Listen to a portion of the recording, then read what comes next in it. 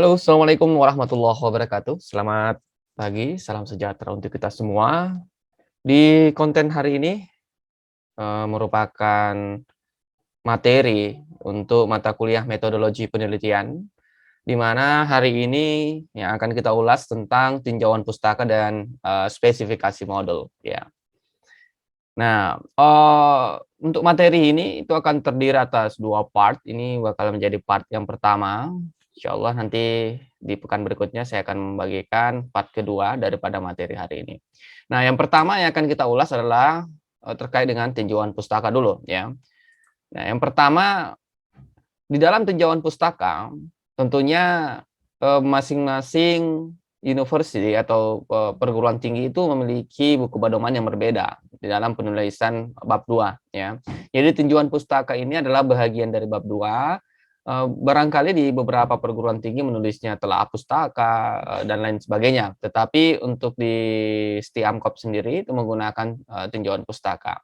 Nah, apa saja yang ada di tinjauan pustaka itu, ini juga biasa berbeda setiap perguruan tinggi, namun untuk di kampus kita ya, khususnya di Stiamkop itu menggunakan yang pertama adalah landasan teori. Jadi biasanya 2.1 landasan teori. Kemudian 2.2 itu adalah penelitian terdahulu. Kemudian 2.3 adalah kerangka konsep dan 2.4 hipotesis. Nah, ada 4 elemen yang ada di tinjauan pustaka ya, seperti yang terlihat di sini.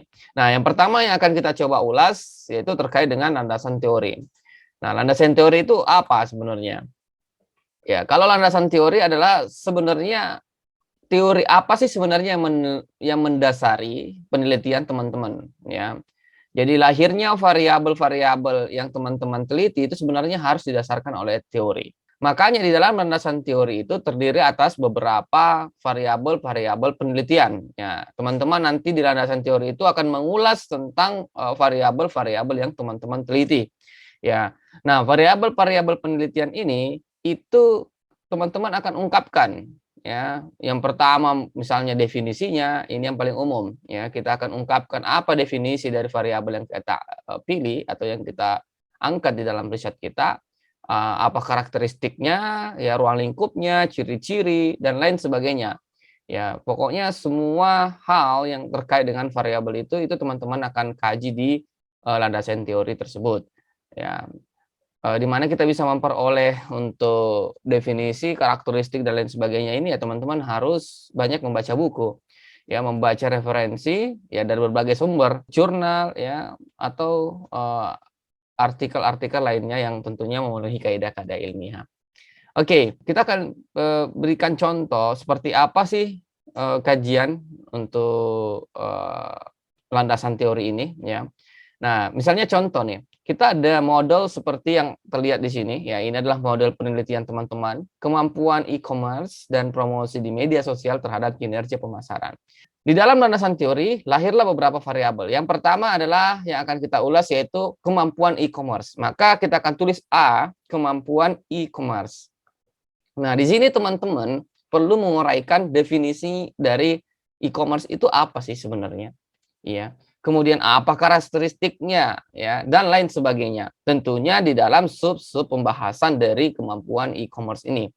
Ya, misalnya ya seperti ini ya, 1 definisi kemampuan e-commerce, 2 karakteristik e-commerce dan lain sebagainya. Itu kita uraikan lagi. Nah, setelah selesai kita bahas tentang kemampuan e-commerce, selanjutnya kita masuk ke poin B, yaitu promosi di media sosial. Kita uraikan lagi apa definisinya, apa karakteristiknya dan lain sebagainya. Oke. Nah, setelah promosi di media sosial kita ulas, barulah kita mengungkap kembali untuk poin C, yaitu kinerja pemasaran. Kita uraikan juga definisinya, kita uraikan juga karakteristiknya, dan lain-lain sebagainya. Oke, poin landasan teori saya kira udah clear ya. Kemudian berikutnya kita masuk ke penelitian terdahulu. Ya. Penelitian terdahulu ini yaitu berisi tentang penelitian-penelitian sebelumnya yang tentunya terkait dengan model kita. Ya, misalnya kita ambil contoh modelnya adalah seperti ini. Ya, ini adalah model penelitian kita. Ya, kita ingin meneliti kemampuan e-commerce dan promosi di media sosial terhadap kinerja pemasaran. Maka penelitian terdahulu yang kita rujuk adalah penelitian yang sama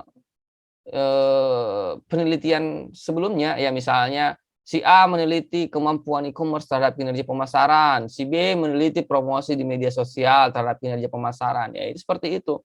Jangan misalnya kita mencari jurnal yang tidak sama atau tidak sesuai dengan model penelitian kita. Jadi kita harus cari yang sesuai, ya. Kira-kira begitu ya untuk penelitian terdahulu. Nah, disarankan sebenarnya penelitian terdahulu ini itu sebanyak mungkin ya. Bisa 5 minimal 5 sampai dengan 10 research atau 15 itu jauh lebih baik ya. Nah, teman-teman kalau mau lebih bagus itu kita mencari kemampuan e-commerce terhadap kinerja pemasaran itu kita cari 5 jurnal.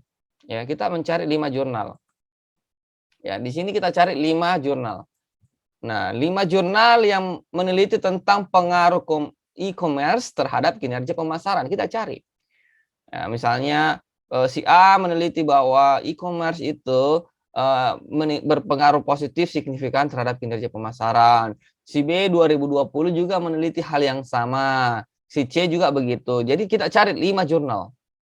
Kemudian promosi di media sosial juga begitu. Kita cari lagi 5 jurnal promosi di media sosial terhadap kinerja pemasaran.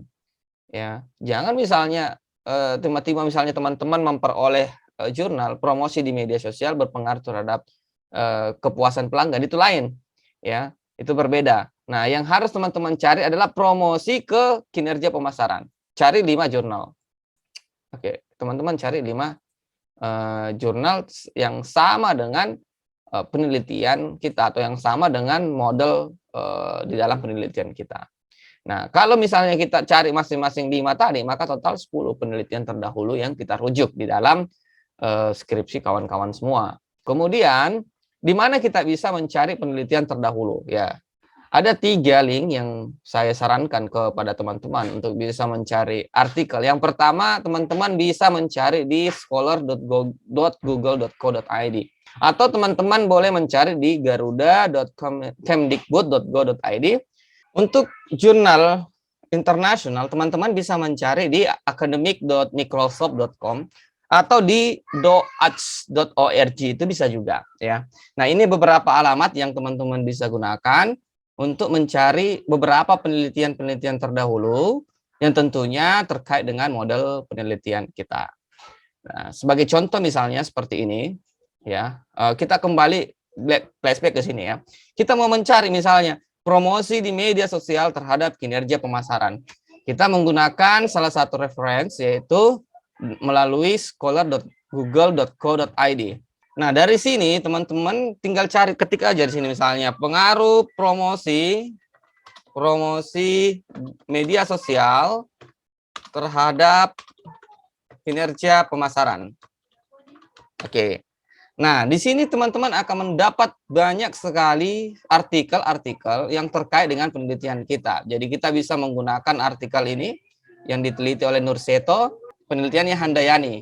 Ya, kita bisa download ini untuk menjadi salah satu referensi di penelitian kita. Ya.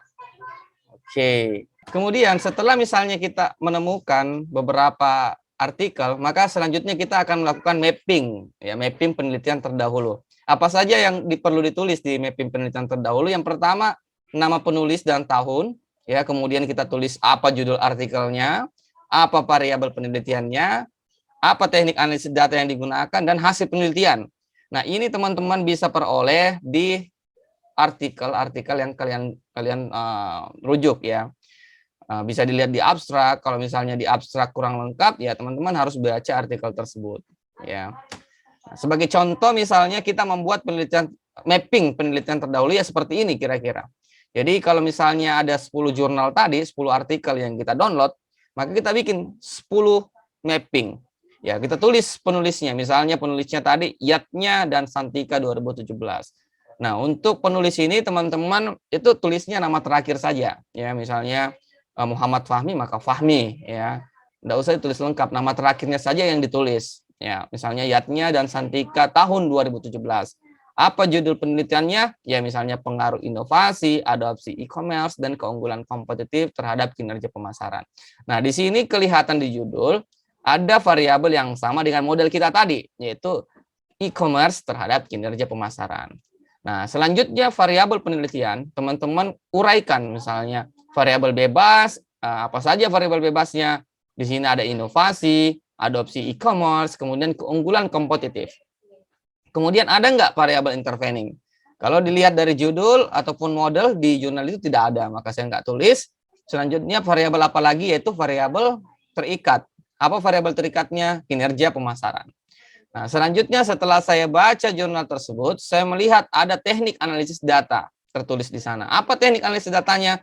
Teknik analisis datanya ternyata analisis regresi berganda. Ya, apa hasil penelitiannya, teman-teman? Tulis saja hasil penelitiannya. Biasanya kalimatnya itu hasil penelitian ini yaitu apa gitu di abstrak. Atau teman-teman buka di jurnal, kemudian cari di bagian hasil penelitian. Itulah yang teman-teman uraikan di sini per poin. Ya, sehingga akan kelihatan kita berikan bold yang kita tebalkan tulisan yang sama dengan model kita, yaitu adopsi e-commerce terhadap kinerja pemasaran. Oke, ya saya kira itu ya untuk mapping penelitian terdahulu. Jadi teman-teman mencari penelitian-penelitian sebelumnya, ya kita cari. Kalau sudah dapat ya kita mapping, kita tulis siapa penulisnya, kemudian tahun berapa terbitnya, apa judulnya, variabelnya apa saja, apa teknik analisis datanya, kemudian apa hasil penelitiannya. Oke, ya saya kira itu ya barangkali untuk materi hari ini. Ya, semoga bisa bermanfaat untuk kita semua. Terima kasih. Assalamualaikum warahmatullahi wabarakatuh.